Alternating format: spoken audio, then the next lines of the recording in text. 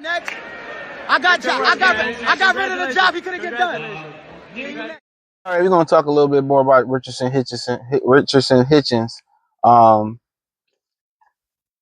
Eddie Hearn got mad because he said he let the world know he was a free agent. You noticed that before, matchroom fighters have no problem letting people know that I just wanna be free. And he thanked that. He said, Eddie put my career back on track, but I'm free. But that's what you do. You let people know that you're free to see who you can get the biggest offer to. And then he chucking and jiving with T.O. I'll talk about that too. Then you let people know that you're free, you know? Me personally, Eddie Hearn, I'll give him this. He the only one that seem to be doing honest business. And you see why these box promoters do grimy business. I always see things through an objective standpoint of view. Nor do I take the fighter side, nor do I take the promoter side, nor do I take the network side. I just call it how I see them.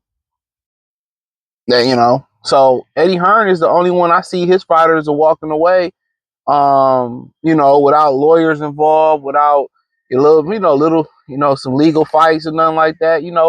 Bob Arum, look what they did to Oshaki Foster when they robbed him versus Kasienko, whatever.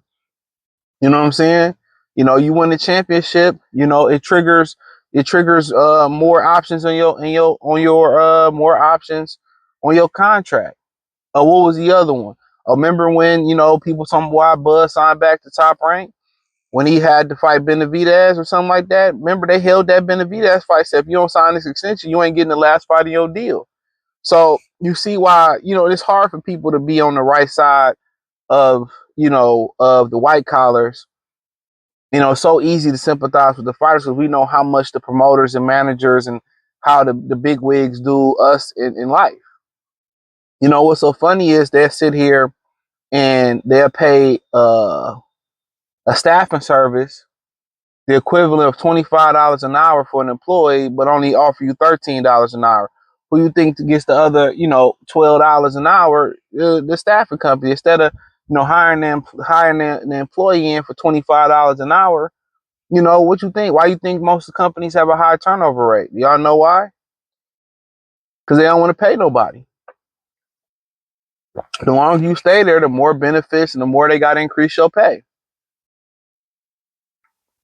Most people get so comfortable at a dead-end job. You know what I'm saying? Most people get so comfortable. And I say that, and that started to change millennials. When millennials stay for a minute, hey, keep them moving. This ain't right. Why wait for them to get rid of you or just sit you there? You got to go fight for raises and all that stuff, and they don't want to give you a raise. Like, come on, man. They don't want to give you better employee benefit packages. So, it really started with the millennials and shit doing that.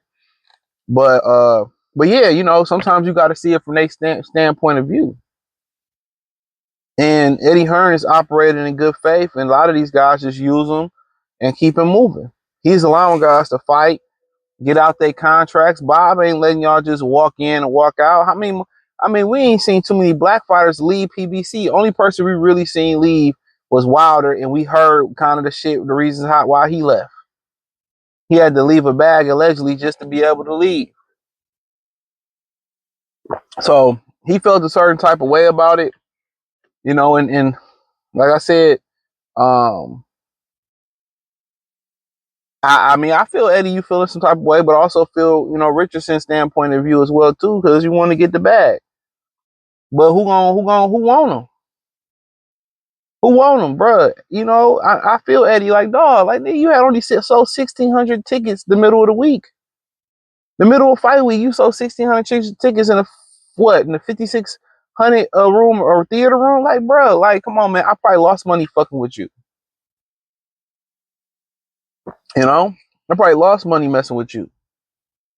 So I feel Eddie from that standpoint of view.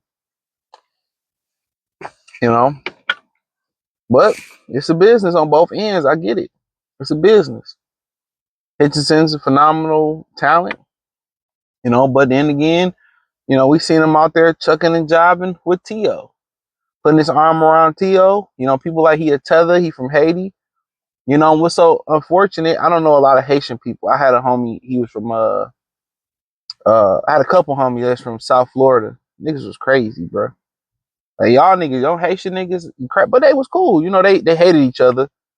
But I was in the middle because I was cool with both of them. But oh, you snaking? No, I just like literally, I didn't even know they was beefing. One guy, his girl was from where I'm from, so we was cool.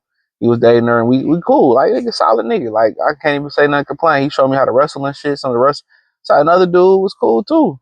Solid nigga. They both. One was from Fort Lauderdale, and one was from Miami. Both could play football. Crazy, crazy.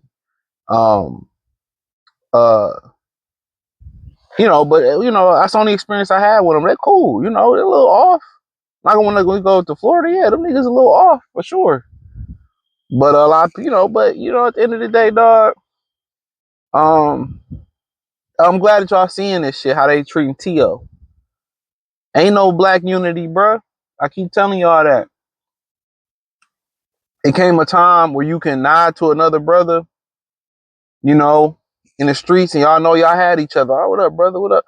That don't go on no more, bro. If you're around 35 years old, mid 30s and up, that's the only generation that still kind of do that. So you got to recognize too that, for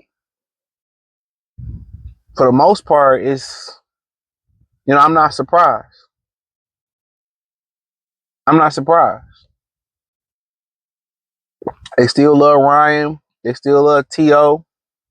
But them very same people, you step on their Jordans or their Nikes or their Asics or their New Balances, and you're a brother, and they ready to kill you.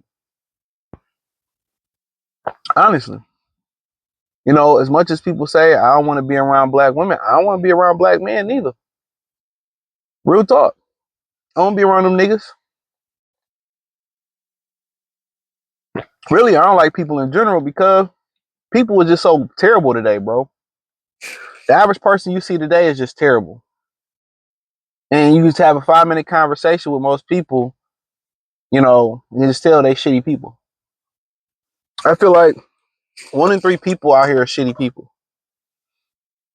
So that's why I just, I stay away from people, dog. I stay far away. I don't want to do really, like some people you come in contact with, they be cool and cordial, but the expectations that you hold yourself to, it's rare. I believe probably 1 in 10 people, depending on what like being self-respectable and holding yourself to a higher standard and being about something. I mean, I feel like really 1 in 10 people you're gonna meet is gonna be like that, and that's across the whole spectrum of black, religion, color, sexuality, just every 10 random people. You got to remember that. And one thing I find out, I didn't really find this out until I got into like start really dating women seriously, dog. And I just just having little flings and whatever. One thing I found out when dating women seriously is that everybody wasn't raised like I was raised. And that's a good thing, and on the bad side of the thing, everybody wasn't raised how I was raised. So you got to remember that. So with Hitchens, if they get T.O. a pass, so be it. So be it. You want to put your hands and key with him and stuff and give him a pass for what he said. Who am I? Who am I to say something different, bro? I told y'all in about another generation or two after, what is this, Gen Alpha, GGBB, Street Fighter Alpha, whatever his last name, about a generation or two, Tupac gonna be white, and happy birthday to Tupac on, what is this, June 16th. He'd have been 54 today. Happy boss day. And we live, and Tupac, Biggie gonna be white in 1 and 2 more generations.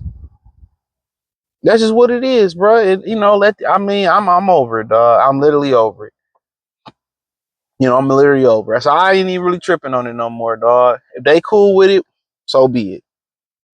But the one thing I don't want to hear is, oh my God, I was racially discriminated. Remember the Charlos was sitting there caping for Teofemale Lopez a couple weeks ago.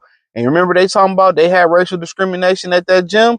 That's my thing about it. if you ain't gonna stay on code with your people, with black people, I feel like you don't have the right to talk about racial discrimination. I don't care if they went to the Equinox or the LA Fitness and they pissed in their Gatorade cup and they drunk. You don't have the right to claim it no more. I just feel that way about it. I really do. I just feel like you shouldn't be able to play the black card. But like I said with Hitchens and T.O., so fuck it. Them New York niggas allow niggas to run around, call them niggas, and all the Spanish people call them niggas, and they cool with it. They cool with it. They don't see a problem with it. They don't see a problem with it, dog. You heard what Cameron said on It Is What It Is.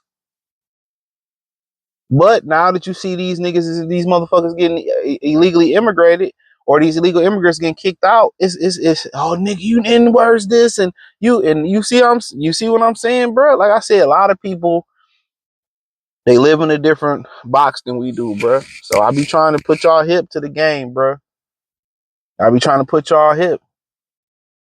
And one day, if these videos still up, and I've been proven on so many different occasions, dog.